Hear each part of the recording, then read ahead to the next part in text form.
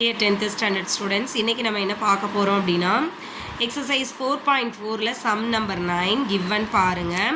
so that the angle bisectors of a triangle are concurrent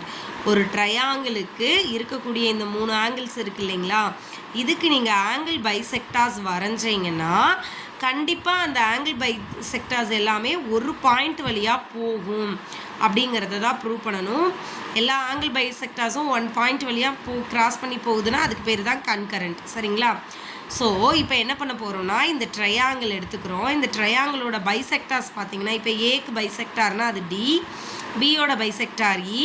சியோட bisector F சரிங்களா so இதை தான் இங்கே எழுதியிருக்கோம் ஓங்கிறது ஏதோ ஒரு பாயிண்ட்டு இப்போ ஆங்கிள் பைசெக்டார்ஸ் ஏபிசி வந்து சைட்ஸை மீட் பண்ணுது பிசிங்கிற சைடை டிங்கிற பாயிண்டில் மீட் பண்ணுதா ஏசிங்கிற சைடை ஈங்கிற பாயிண்டில் மீட் பண்ணுதா ஏபிங்கிற சைடை எஃப்ங்கிற பாயிண்டில் மீட் பண்ணுதா அதுதான் இங்கே எழுதியிருக்கோம் இப்போது இதில் இந்த ஏடிங்கிற பாயிண்ட்டும் பிஇங்கிற பாயிண்ட்டும் ஒரு பாயிண்ட் வழியாக போகுது ஆனால் சிஎஃப் இந்த பாயிண்ட் வழியாக போகலை அப்படின்னு நம்ம அசியூம் பண்ணிக்கிறோம் சரிங்களா நமக்கு வந்து எப்படி வரணும் மூணு பாயிண்ட் ஒரு வழியாக போகுதுன்னு நம்ம சொல்லணும் பட் இப்போ நம்ம என்ன அசியூம் பண்ணியிருக்கோம் அப்படின்னா ஏவோட பைசெக்டாரும் பியோட பைசெக்டாரும் தட் மீன்ஸ் ஏடியும் பிஎஃப்பும் ஒரு பாயிண்ட் வழியாக போகுது சிஎஃப் வந்து ஒரு பாயிண்ட் வழியாக அதே பாயிண்ட் வழியாக போகாமல் வேறு கொஞ்சம் தள்ளி போகுது அப்படிங்கிற மாதிரி நம்ம அசியூம் பண்ணியிருக்கோம் சரிங்களா the angle bisectors AD and BF meet at O இந்த ஓங்கிற பாயிண்டில் மீட் பண்ணுது பட் சிஎஃப் என்ன பண்ணணும் இல்லையா ஓ வழியாக பாஸ் ஆகலை அப்படின்னு சொல்லிட்டோம் சரிங்களா இப்போ ஆங்கிள் பைசெக்டார் பற்றி பேசினாலே ஆங்கிள் பைசெக்டார் தியரம் யூஸ் பண்ணலாமா இப்போ இந்த ஏடிங்கிறது ஆங்கிள் பைசெக்டார்னா இதுக்கு ரேஷியோ போட்டிங்கன்னா ஏபி பை ஏசின்னு கிடைக்குமா ஈக்குவல் டு பிடி பை டிசியா அதே மாதிரி எஃப்க்கு போட்டிங்க பிஇக்கு போட்டிங்கன்னா பிசி பை பிஏவா சிஇ பை இஏவா ரைட் அடுத்து எஃப்க்கு போட்டிங்க அப்படின்னா சிஏ பை சிபியா ஏஎஃப் பை எஃபியா அதுதான் இங்கே எழுதியிருக்கோம்